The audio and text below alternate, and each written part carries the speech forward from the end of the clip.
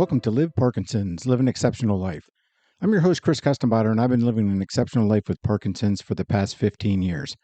And the mission of this podcast is to help as many people as possible living with Parkinson's to lead a great quality of life. Now, I'm actually excited about today's episode, and I wanted to start off with a question. What if I told you there's something out there, something fun, something social, something that you can do in your own community that has the potential to improve your balance, slow the shuffling in your walk, sharpen your thinking, lift your mood, and give you a whole new group of friends? And what if I also told you it doesn't involve a treadmill, a clinical setting, or anything that feels like exercise therapy? What if it just felt like playing? Well, I'm talking about pickleball. And before you say, "Oh, Chris, I've heard about pickleball. That's the thing that retired people in Florida play, right?" Hold on for a minute. Because what I'm about to share with you today might genuinely change the way you think about managing your Parkinson's. There's real science backing this up. Real people with Parkinson's are playing right now, and their stories are remarkable. So grab your coffee, get comfortable, and let's talk about pickleball. All right, let's start with the basics, because I know not everybody's familiar with pickleball. I know I wasn't for the longest time until a couple of my friends in the Parkinson's class asked me to play pickleball. And so I watched a YouTube video to make sure I knew what I was doing, and I said, sure, count me in. Well, pickleball is a paddle sport that combines elements of tennis, badminton, and ping pong. Now, you play it on a court that's about the third of the size of a tennis court, using a solid paddle, kind of like an oversized ping pong or table tennis paddle, and a perforated plastic ball similar to a wiffle ball. If you remember back when you were a kid, a lot of times you play wiffle ball. The net's a little lower than a tennis net, and the game is played in doubles or singles. Now, what makes pickleball so accessible is how easy it is to learn. You can pick up the basics in a single afternoon. The court is smaller, the ball moves more slowly than a tennis ball, and there's actually a zone near the net called the kitchen, officially the non-volley zone, where you can't just stand there and smash the ball. It keeps the game strategic and controlled. Now, here's the thing. It was invented back in 1965 by three dads, Joel Pritchard, Bill Bell, and Barney McCallum, on Bainbridge Island, Washington. When their kids were bored one summer afternoon, they decided to create a game. They just wanted something fun to play, but little did they know they'd create a sport that would one day capture the hearts and help the health of millions of Americans, including our Parkinson's community. All right, so now let's talk about how big pickleball has actually gotten, because the numbers are kind of staggering. According to the Sports and Fitness Industry Association 2025 top-line participation report, nearly 20 million Americans played pickleball in 2024. That's a 45.8% increase from the year before. And over the past 3 years, participation has surged by more than 311%. Think about that. More than triple the players in just 3 years. The SIFA also confirmed that pickleball has been the fastest growing sport in America for 4 consecutive years, 4 years in a row. And there are now over 70,000 pickleball courts across more than 16,000 locations in the U.S. alone. Courts are being built at a pace of more than one new court per day. That means chances are very good that there's a court right near you right now. Now, I love this. It's one of the biggest myths about pickleball is that it's just for retirees. Well, that may have been true 10 years ago, but today the largest group of players by age is actually 25 to 34. The sport has gone fully cross-generational, which, as you'll hear in a moment, is actually a beautiful thing for those of us living with Parkinson's. All right, so why is pickleball exploding? Well, there's a few big reasons. Number one, it's easy to learn. It's low impact on the joints. It's very social. It's inexpensive to get started. And perhaps most importantly, it's just genuinely a blast to play. Joy matters, and we know fun matters. And we don't talk about that enough in the Parkinson's community. All right, now here's where things get really interesting. Let's talk about why pickleball specifically is generating so much excitement in the Parkinson's world. You know, and I say this all the time on this podcast, exercise is not optional when you live with Parkinson's. Exercise is medicine. It's one of the most powerful tools that we have to help us lead a great quality of life.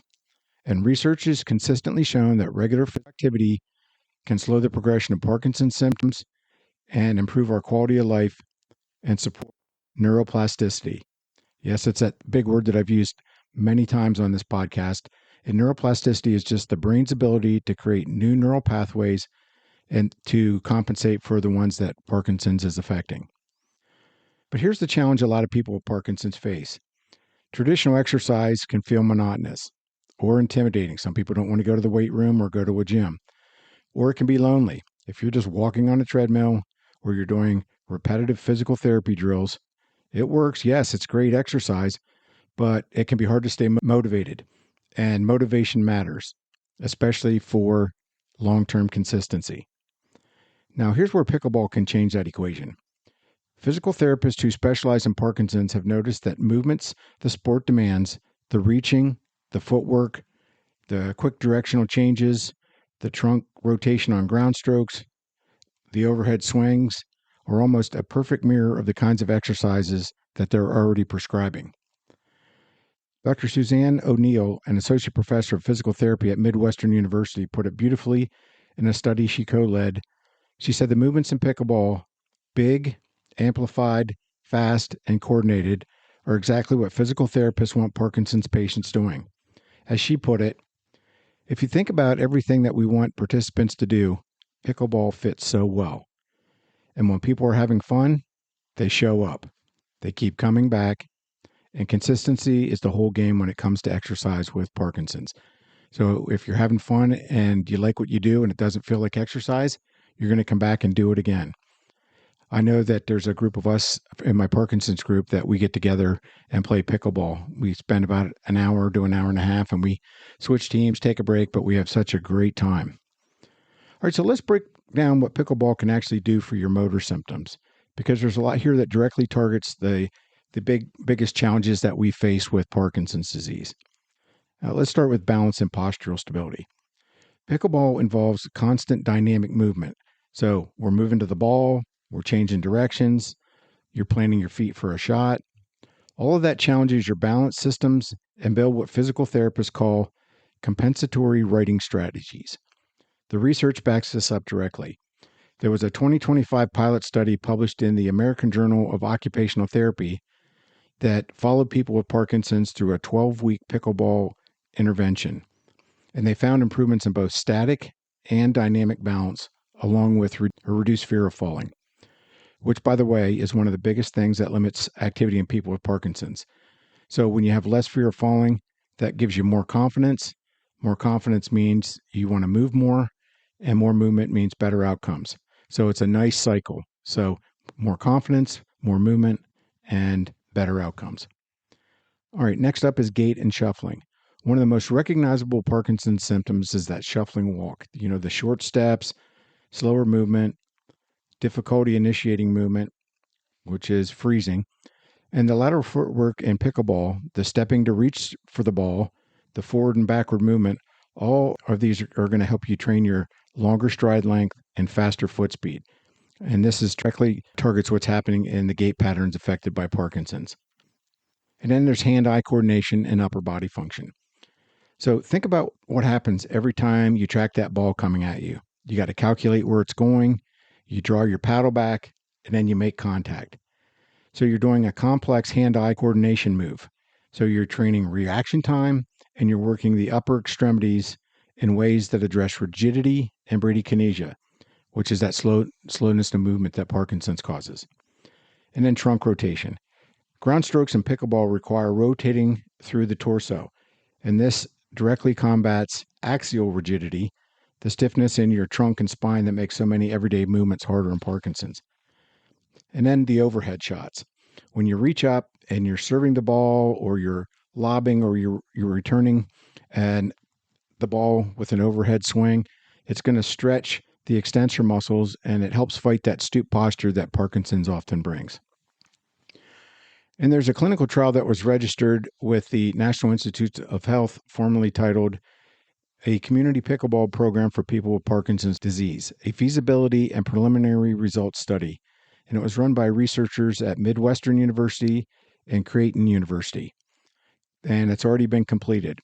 Its specific goals included measuring the effects of a 6-week pickleball program on balance, gait, cognition, upper extremity function, pain, and quality of life in people with Parkinson's.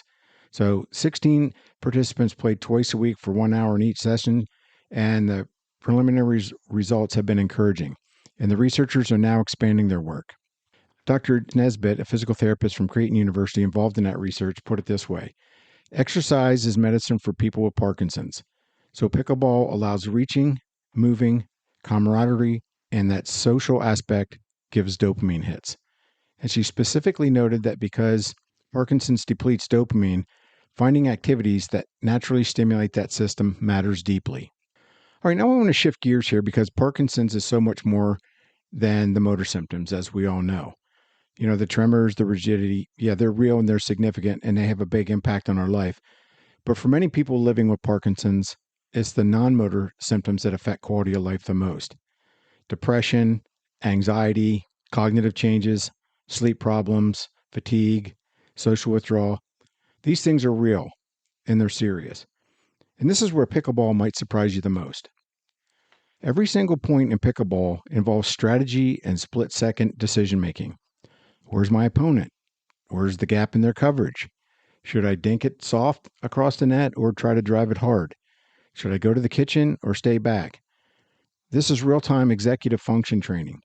It engages multiple brain systems simultaneously. You're using visual processing, spatial awareness, motor planning, and strategic thinking. And research has shown that activities combining physical movement with cognitive challenge produce significantly greater brain benefits than physical activity alone. Some studies suggest the combination can produce 14 to 28% greater cognitive benefits compared to walking or swimming. Now, here's one of the most compelling areas of research. A systemic review published in the journal Frontiers in Psychology in 2023 reviewed studies examining pickleball's effect on mental and psychological health. And they found significant improvements in personal well-being, life satisfaction, depression, stress, and happiness among pickleball players. The author concluded that pickleball shows strong potential as a tool to improve mental health across diverse populations. And for Parkinson's specifically, where depression affects somewhere between 40 and 50% of people living with the disease, it's not a small thing. That's huge. Now, a separate systematic review and meta-analysis that was published in PubMed in 2025 titled Paddle, Pickleball and Well-Being. And they found that pickleball is associated with enhanced well-being, greater life satisfaction, and reduced depressive symptoms, with the strongest effects seen in older adults. The study found that pickleball improved happiness scores with a correlation 0.263, which is a meaningful, statistically significant result. Now, in terms of sleep quality, regular aerobic exercise and pickleball provides solid aerobic conditioning is linked to improved sleep quality and quantity. And for Parkinson's patients who frequently deal with sleep disturbances, this is a meaningful benefit. And then fatigue. Counterintuitively, regular moderate exercise reduces the subjective feeling of fatigue over time. In fact, many people with Parkinson's who take up active sports report feeling less drained day to day, not more. So it's going to help you with fatigue. And then here's something fascinating. When we enjoy ourselves, when we're laughing on the pickleball court, when we're scoring a point, we're high-fiving our doubles partner, our brains release dopamine. And as we know, Parkinson's is fundamentally a disease of dopamine depletion. So an activity that is genuinely enjoyable isn't just emotionally satisfying. It may be physiologically supporting the very neurochemical system that Parkinson's is attacking. All right, now I want to take a moment here and talk about something that doesn't always make the clinical literature, but that I believe might be the most powerful benefit of all, and that's social connection. Pickleball is at its core a deeply social sport. You're almost always playing doubles. You're side by side with a partner. You're across from the net from two other people. You're rotating in and out of games at your local court. When you're not playing or when you're playing, you're talking, you're laughing, you're encouraging each other, and you're really getting to know people. And as we know, isolation and loneliness are silent epidemics, especially among people living with chronic illness and especially among older adults. Now, Parkinson's, with its visible symptoms, often make people feel self conscious, embarrassed, or reluctant to put themselves out there socially. So they'll sit at home and become socially isolated. So the game can shrink and their world gets smaller. But pickleball can help push back against that because it's a sport where people of all skill levels and all abilities are welcome on the same court. So you don't have to say, well, I can't do it because, I'm playing with experienced people or I've never done it before. A beginner and an experienced player can share a game. A person in the early stages of Parkinson's and someone in the moderate stages can also find ways to participate together. Now, what I found is that the atmosphere at most community pickleball courts is remarkably warm and inclusive. People are like, come on, you can do it, join in. Research supports this too. There was a longitudinal study tracking retirement community residents, and they found that regular pickleball players maintained significantly stronger social networks and reported 60% less loneliness than their non playing peers. 60%. That's huge. And there's a growing movement specifically around Parkinson's focused pickleball groups forming across the country. There's a lot of community centers, YMCAs, Parkinson's organizations, physical therapy clinics. They're all starting up dedicated programs where people with Parkinson's can play together in a safe and supportive environment. And they have instructors who understand the disease. And what it is, you're building a community within a community. You have all these people with Parkinson's getting together, making new friends within this group and community, but having a good time and showing up on a consistent basis. And the Parkinson's Foundation has even taken notice. In 2025, the foundation partnered with Selkirk Sport, one of the leading pickleball paddle manufacturers, to raise awareness of the benefits of physical activity and pickleball specifically for people living with Parkinson's. The partnership highlighted the landmark Parkinson's Outcome Project, the largest clinical study of Parkinson's disease that was ever conducted, and it found that people with Parkinson's who maintain at least 2.5 hours of exercise per week experience a significantly slower decline in quality of life. So, if you play pickleball just 2 or 3 times a week, you can easily meet and exceed that 2.5 hour threshold. All right, now I want to make sure I address this because I know some of you are thinking, Chris, this all sounds great, but how do I actually get started and is it safe for me? Well, those are actually the right questions and they're great questions.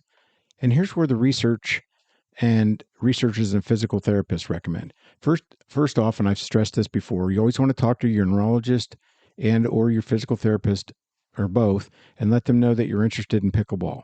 Get their input on whether it's appropriate for your current stage and symptom of the disease. Now, second, you want to look for structured programs. Don't just wander onto a random court. Look for Parkinson's specific programs if they have them. Look for adaptive pickleball programs or beginner friendly sessions at your local YMCA, community center, or recreation department. Now, many areas now have, like I said before, have dedicated programs. Your local Parkinson's Foundation chapter may be able to point you in the right direction. Third, you want to start slow and build. As we discussed in a lot of the other exercise podcasts, you don't want to go out there and go crazy and then get sore and tired and then not want to do it again. So start slow and build. So you don't need to play a full 2-hour session on day one. Maybe start with some skills drills and some short games with some of the people at the court. Let your body adapt. And then a lot of the studies were done with 6 and 12-week protocols, and they involve sessions of about an hour twice a week. And so that's a great model to follow. Go out there for an hour the first couple weeks and then build into it if you want to build up to 2 hours. Fourth, safety first on the court. So you want to wear supportive, non-slip athletic shoes and be aware of the court surface. You want to have a water bottle nearby so you don't get dehydrated, and then play with others who know about your Parkinson's so that they can support you if needed. And then finally, embrace the learning curve. You might not be great at first. I know I wasn't, and that's okay. Nobody expects you to. The pickleball community is famous for welcoming newcomers. So give yourself permission to be a beginner, and then you'll start to find that your skills get better and better, and then you'll be able to do things like overhead hitting the ball overhand or overhead, and then even maybe doing backhand hits. So those are going to help you in the long run there. All right. So let's tie this all together. Now, here's what I want you to take away from today's episode. We all know that living with Parkinson's is hard. You know that, and I know that. There's no sugarcoating the challenges of this disease. But one of the things that I've always believed, and one of the reasons that I started this podcast, is that there is an exceptional life available to you, even with Parkinson's. And that exceptional life requires us to be active, to be engaged, to stay connected with family and friends, and to keep searching for the tools that help us fight back against Parkinson's. And pickleball is just one of those tools. It's a sport that happens to demand the exact movements that physical therapy has been prescribing for Parkinson's for decades. Those big, amplified, fast, and coordinated movements. It challenges your balance, it improves your gait, builds your upper body strength and your coordination, and it sharpens your cognitive function. It's also going to help with your non-motor symptoms. It's going to help fight depression and anxiety, improve your sleep, help to reduce fatigue, and gives your brain that natural dopamine boost every time you step on the court and have a good time enjoying yourself with other people. And maybe most powerfully of all, it brings together people. It gives you a community. It gives you a reason to get dressed every day and get out the door. It makes movement feel less like medicine and more like joy. So the research is catching up to what people with Parkinson's already know who are playing pickleball, and that is the sport works. Scientists at Midwestern University and Creighton University and the American Occupational Therapy Association are publishing studies confirming what the pickleball playing Parkinson's community has already discovered on the court. So here's my challenge to you today. Find out if there's a pickleball program near you. Talk to your doctor and your physical therapist and look up the Parkinson's Foundation resources. Ask around at your local YMCA, recreation center, or fitness center. And if there isn't a pickleball program near you yet, talk to someone about starting one, because the demand is there, the research is there, and the sport is ready for you. You don't have to sit in the sidelines of your own life. Remember, the court's calling you, and hopefully you'll go out there and make some new friends on the pickleball court. I want to thank you again for listening, and I hope to see you in a future podcast. Thanks again.